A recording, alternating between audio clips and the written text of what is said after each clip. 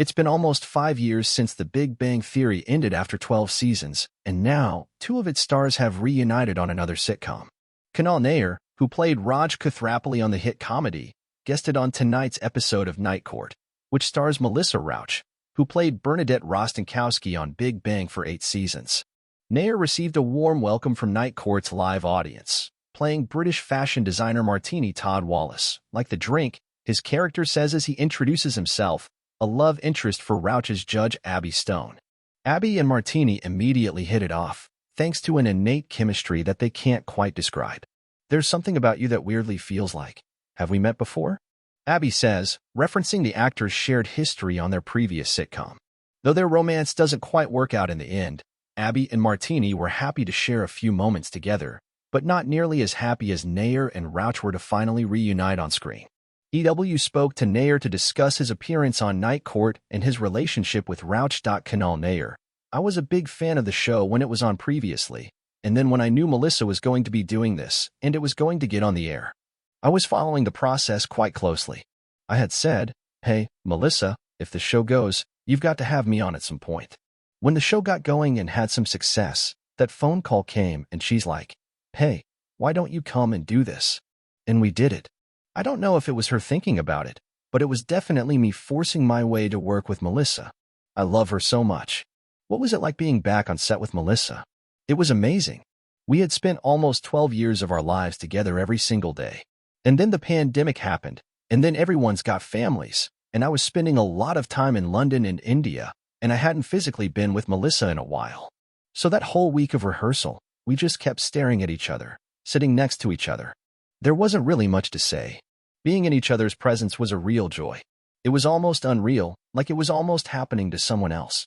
I kept pinching myself, thinking, are we seriously on stage right now? That's what it felt like. What's your relationship with Melissa like off-screen? We're very, very close.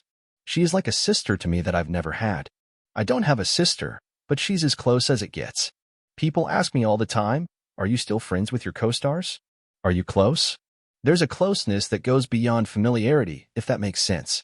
We have a closeness that cannot be spoken about. It's an unspoken language of deep love and deep trust and deep connection that you can only experience if you go through a journey like that together for that long period of time.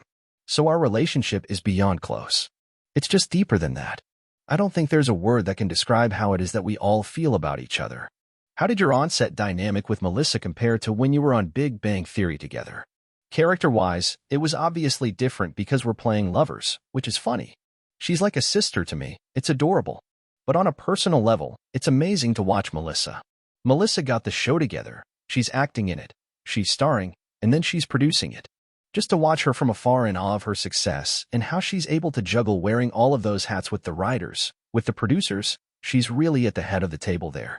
And for me as a friend, as a brother, as someone who's invested in her life, who's invested in her career, it was a real joy for me to watch. It's nice to watch her also step into that role of being at the head of the table, and she's really wearing it proudly and with ease. She's amazing.